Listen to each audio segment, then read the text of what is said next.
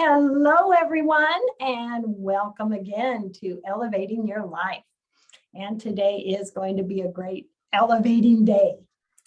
I have an amazing guest. She is joining us from the awesome country of France. And we have with us today Lily Allen-Duenas.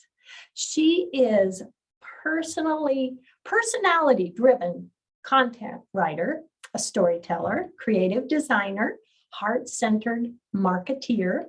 Lily is an international yoga teacher, meditation guide, and holistic health and wellness coach. She helps overwhelmed individuals reduce their emotional overload and find balance, breath, and space for self-care. Lily is the founder of the Wild Yoga Tribe. I love that. And is the host of the Wild Yoga Tribe podcast. Fun stuff. She has taught yoga classes and wellness workshops all over the world. Her journey has led her to a life of flexibility, fluidity, and has fostered a vast reservoir of compassion, curiosity, and creativity. She endeavors to guide others on their path to living a life centered on wholehearted well-being. First off, welcome, Lily. Welcome. Thank you, Paula. I'm so delighted to be here with you today. Oh, and I'm so delighted to have you. Wow. Well, share with the listeners a little more of your background and what brought you to what you're doing today. Thank you. Well, I think I'll start off saying that clearly I don't sound like I'm from France, and your listeners would be correct. I'm from California, but I married a wonderful dreamboat French man, and I am very lucky that we get to live here together. And so, yes, not French, speak a little, but Californian native. So I first got started with yoga actually back in California when I was about 16. I'd never even heard of yoga before. None of my friends had. It wasn't really a popular thing at the time.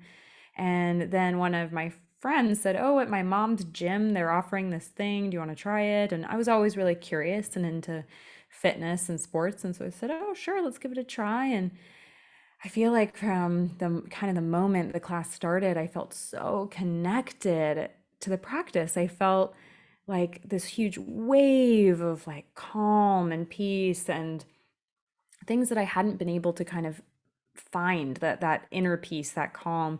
It was very rare for a busy teenage mind, and I still have a very busy mind, not a teenager, but it definitely moves around a lot.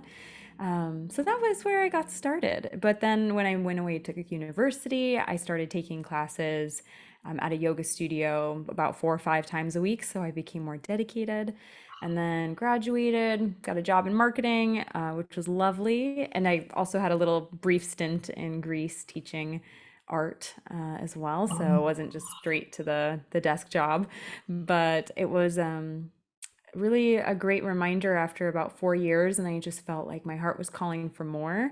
I kind of changed my whole life and became a yoga teacher in Nepal, and then I spent a few years traveling all around the world just teaching and learning and growing and developing new skills. And I just feel so lucky to have had that time so that now I'm still connected to the whole global yoga community, and that's what I love to do with my podcast. Oh, I love that. I love that. What great experiences. And oh my gosh, getting that opportunity to travel and oh my gosh. Oh my gosh. Yes. Ah, and I've been to Greece and France and oh, the energy in those other places. And that is really great. And for you to be able to experience that and then bring that into your teaching. Well, tell us a bit about what your goals are as a yoga instructor. What really is your passion there and do you love about that? Thank you, Paula. I think my passion is just introducing people to the practice of yoga. I think I feel like it's Christmas whenever somebody new comes to a yoga class, whether it's online or in person, either way. But I get so excited when say, "Oh, I've never tried this before. I don't really know what's gonna happen." I just like light up. It is so exciting for me to get to be the one to kind of connect people with something I love so much. So that for me is just really, really touching and really a huge part of doing what I do. And I offer yoga classes every week online. They're live, so they're with me, I'm with you. And they're called Yoga for People Who Can't Do Yoga. Oh, So I love teaching these classes so that people feel comfortable coming to a class where they know that other beginners will be there.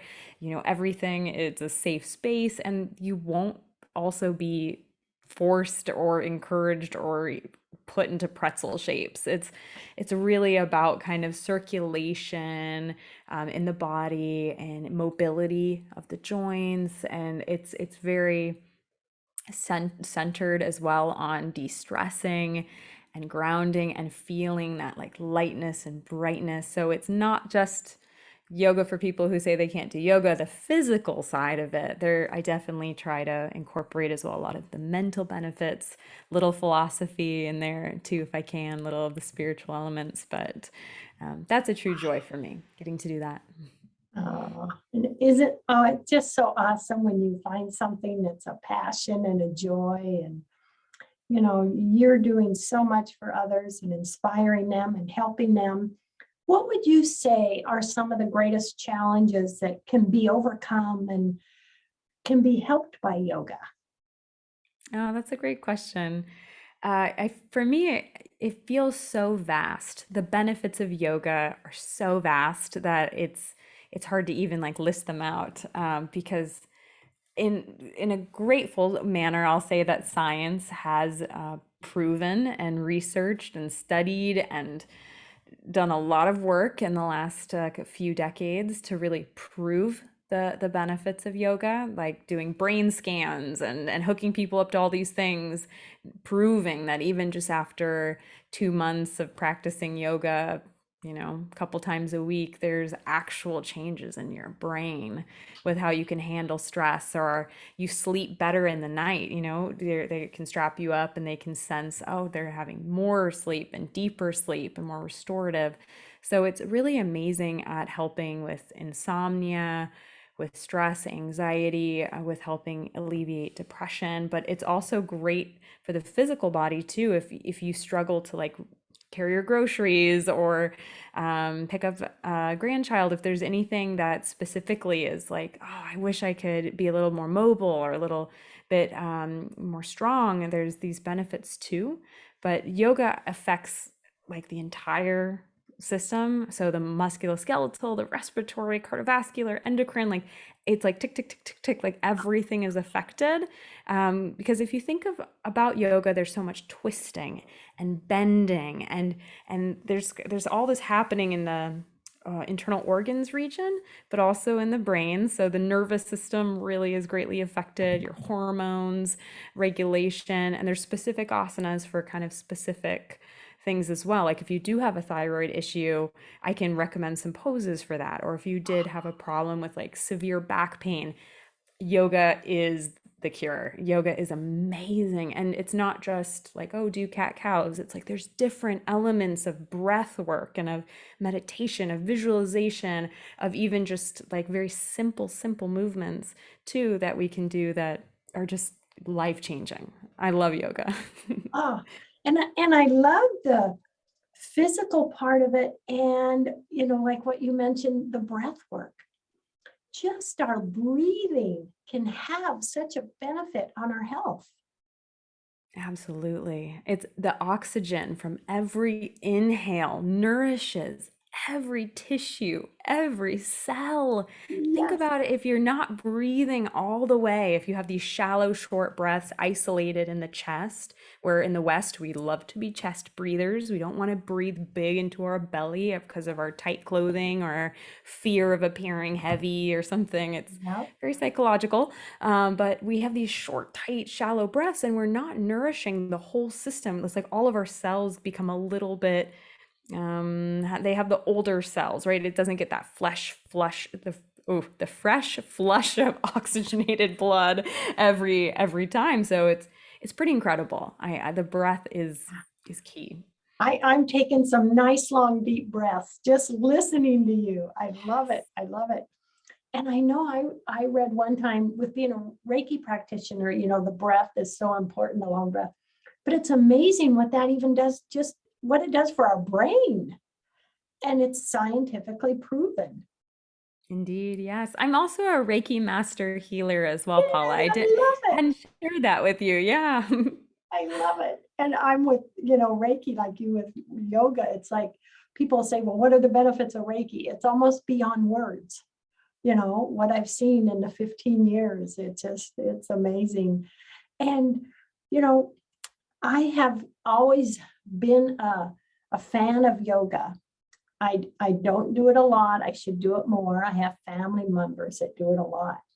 And what I've seen is like my youngest son, he is so passionate about the yoga, and he just counts the days to going to a yoga class. And that is really a great thing, because that, with you teaching in your classes, it not only helps them physically and mentally, but that's an exciting thing for them. I'm doing this for me. It's a feel good thing, attitude wise too, isn't it? Yes. I mean, some people have that, or it's popular to say, Paula, perhaps the treat yourself mentality, like, or self-care mentality. There's these things that are becoming more and more popular, but yoga is such an act of self-care. It's carving out time, whether it's 15 minutes, because I do also sometimes teach 15-minute long classes. It doesn't have to be a full hour or 90 minutes, but carving out whatever time you can for you, for your own inward journey as well. It's not about the external world as much, about what happens in the yoga mat. It's not about looking around at other people during the practice. It's about your breath, your movement, your body, your energy. And I've been so grateful that, like, I remember very vividly, I was in Bali, I was teaching at a hotel, and I had two students come for the first time to their first yoga class ever. And they were from UAE. And they said, oh my gosh, after class, they said, oh my gosh, I've never heard anyone in my whole life talk to me like you talked to me during that class. Like, just the guidance of just kind of take time to close your eyes, find your heartbeat, listen to your breath, feel the movement, or like coming home to yourself, or just these simple phrases. It really is good, I think, for us to hear as well, that positive kind of language and that intention. And I try to always approach with so much care and compassion in my words. So yeah, I just feel very lucky. There's so much that happens in a yoga class. Oh, I just feel your positive energy and your caring, Lily. Oh, that is, it's such a beautiful thing that you're sharing. Well, how would you say yoga, how does that come into play with meditations and doing meditation work? Mm. So I have been fairly lucky too that I actually came to meditation before yoga. Meditation was something I was interested in since I was 12. I took like a YMCA week-long summer morning session meditation thing. I was 12 or 13. I can't quite remember the year, but I really have always been so passionate with it. And I've studied meditation in India and Nepal, and I've taken Vipassana, these like 10-day silent meditation retreats where you meditate for about 10 or 12 hours a day.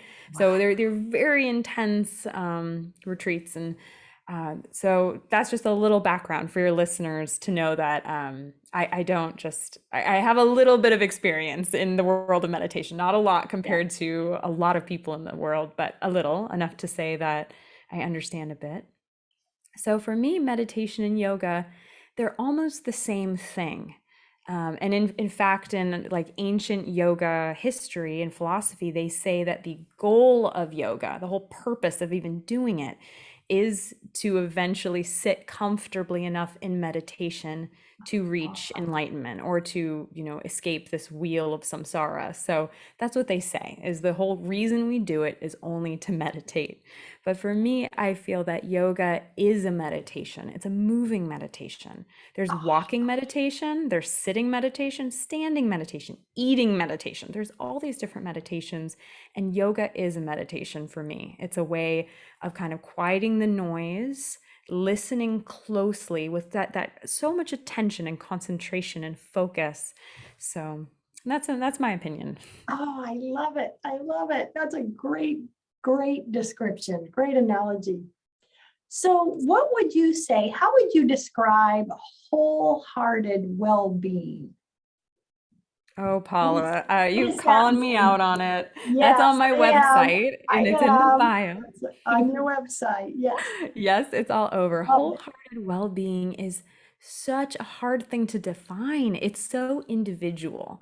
Like if I say happy, you can probably picture a happy face, or sad, you can probably picture a sad face. But someone who is really, really well, someone who is just, I feel really well. I feel content. I feel complete. I feel centered. I feel like myself. It's just this thing that hopefully your listeners will understand a bit of what it feels like when you're really well and you're aware of that wellness too. Because when we get sick, we're very aware we're sick. We really are like, I'm just imagine you have a fever and a cold and soreness, and we're very aware. But when we're really well, really healthy, we can sometimes lose, or not just healthy physically, but like just in a good place, in a good state. It's so important we draw that attention there. So, through my work and what I strive to do and help people with through all the modalities and paths, because of course not everything aligns with everyone, which is why I do nutrition and Reiki and yoga, and all the and different things, is to try to meet people where they are and in the way they want to be met. And wholehearted well-being for me is when you feel well through your whole heart, your whole being, your whole Oh, body. Just everything says that big sigh of relief, like I'm okay, like it's yeah. okay, like that lack of resistance to anything that's popping up in our lives, externally or internally. When things pop up in our minds, we usually kind of grip onto them and then run with them and tell ourselves stories about them. But to be really wholeheartedly well is just to have that perspective of it's okay. Yeah. I'm okay. It's going to be okay. It's hard. It's a journey. I'm not there. I'm not there yet, not all days. But the Yes. ability to cultivate that and have that seed planted so that you can water it and watch it grow, like that's why I do what I do. I love it. And that is such a great analogy. We can water that seed every day. Give it that little bit to help it grow and help it bloom, because it is so many things, isn't it? In our whole, it's our mental, it's our physical, it's the nutrition, it's our thoughts. It's like a big bubble. Mm, it is. And I love the seed analogy as well. It's very Yeah. present in Buddhist meditation as well as in the yoga tradition. And there's two other things about seeds that they say that's always sticks with me is one is you cannot plant a mango seed and expect a guava tree. Like you have to be aware of the seed that you are planting as well. If you say, oh, I really want to get, well, just for the example's sake, like I really want to get very healthy. But then every day you make unhealthy choices in your day, then you're not actually planting the seed of health. You're, perhaps, that's not actually being planted. So don't expect the mango tree then. Yes. And then also the other one is you can't plant the seed, the mango tree seed, and the next day look for your mango. You have to wait for the seed to grow. And it's that patience that's so hard for me, for my friends, for my students. It's hard to start and want to immediately break habits that are 20, 30, 40 years old. Yes. We really have to be patient and kind with ourselves and water that seed. Oh, I love that. I mean, that is huge. That is powerful words. And that is so true. It is just a little bit at a time, and plant the seed, water the seed. And that's, it's so true. We can say, well, I'm going to plant it, but oh, this is what I'm doing. It's not planting it. It's planting something else. That is a great analogy. I love that. I'm going to think about that all the time now. Yay, great. I can't take credit for it. Definitely a lot of teachers have said it before me, but it is so resonant and it's something I think about a lot too, Paula. So Yeah. grateful it touched you too. Oh, it did. And I've always said about Reiki, it's like pulling the weeds out of the garden. what it does for us. And I'm going to think about that as yoga now, pulling the weeds, that positive energy, those positive steps. Oh my gosh. Well, what do you see yourself doing in the future? Do you have anything new you think you're going to be doing, or are you just really on a roll with the podcasts and classes? Any fun little things you have in mind or thinking about? I'm so excited you asked that, Paula. You're just the best interviewer. This is a blast to be with you. So I'm very excited to very soon here. We're talking together in March of 2022, in case your listeners are tuning in later. But I'm very excited to soon be launching an online course. And what I'll be doing is for free, I'm going to offer a couple hours of training in how to get started practicing yoga. I want more people, if they're feeling intimidated, unsure, they just don't know where to get started, I want to give them that resource so they can actually say, okay, I can sit down, I have 10 5-minute videos, and I can just learn a few things so that I feel more comfortable, whether it's coming to a YouTube class, a live stream class, or an in-studio class. So I'm really excited to be in the process of filming that. Well, my goodness, it's been a learning curve. I feel like I've refilmed everything 7 times, but it's a joy, and I'm very excited this spring to come out with that. And then there will be more courses, of course, enrolling some back pain breakthrough courses and some other ones as well. So that's on the docket. So exciting. That is so exciting. You're going to have to pop me a note and let me know when that's begun, and I'll share it. Oh, thank my you. goodness. What a great idea. Oh, thanks. And I'd love to offer to your listeners too. I do teach yoga online, as I mentioned, and it's live, or I do have an on-demand library where you can watch any class you'd like.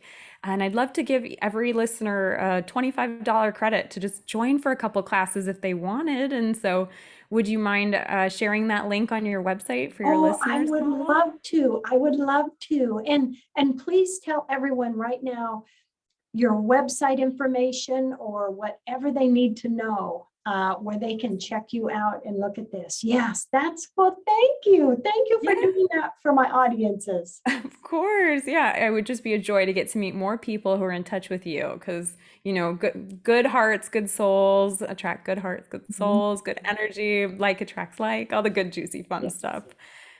So yeah, thank you, Paula. My website is wildyogatribe.com, and my podcast is the Wild Yoga Tribe podcast, where I interview a yoga teacher from each country around the world once a week. So beautiful conversations. You get to find out more about what's yoga in Egypt like, or maybe you don't know anything about Azerbaijan or Belize or something, or Costa Rica, and you want to learn more or plan a trip there and need more information on yoga in Venezuela. So it's a fun way of connecting with different yoga teachers and hearing different stories. And especially there's some yoga teachers in Africa who have been particularly just powerful stories. And I know you've done some travel there as well, Paula. So I would just really recommend, if you were looking to really sink into a heartwarming and heart-wrenching and gorgeous story about the power of yoga, how it impacts not just one person, but a whole community, tune into one of the Yoga in Africa episodes for sure. Oh, I love that. Oh, I'm going to check that out.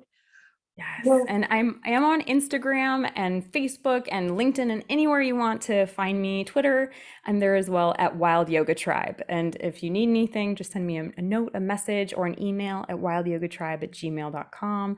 And I can send over the $25 credit myself, or Paula can get it to you too. I'll make sure she has everything so we can practice and come together. Oh, that is so fantastic. That is so fantastic. Yes. Oh, this is so great. Well, we have a few minutes left in the show. Whatever you'd like to finish, what last words, but I am wondering, with all the different yoga instructors you talk to with other countries, is there a little story or something that you connected with one time and went, oh my gosh, how cool, or something fun, anything you'd like to share? Oh, wow. It's such a good question. I feel like there's always something from each conversation that just like totally tickles and sparks me.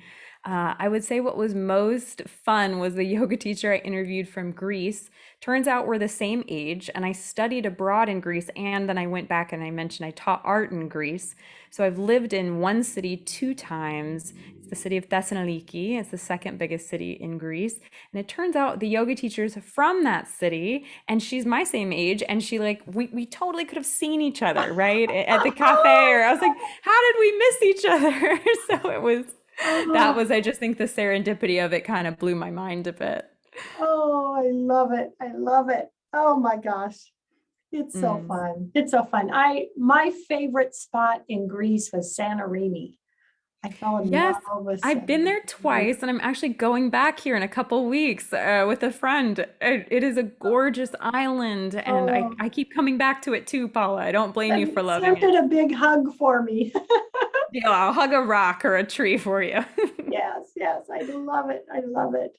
Oh, any last message you'd like to give everyone before we say goodbye, Lily?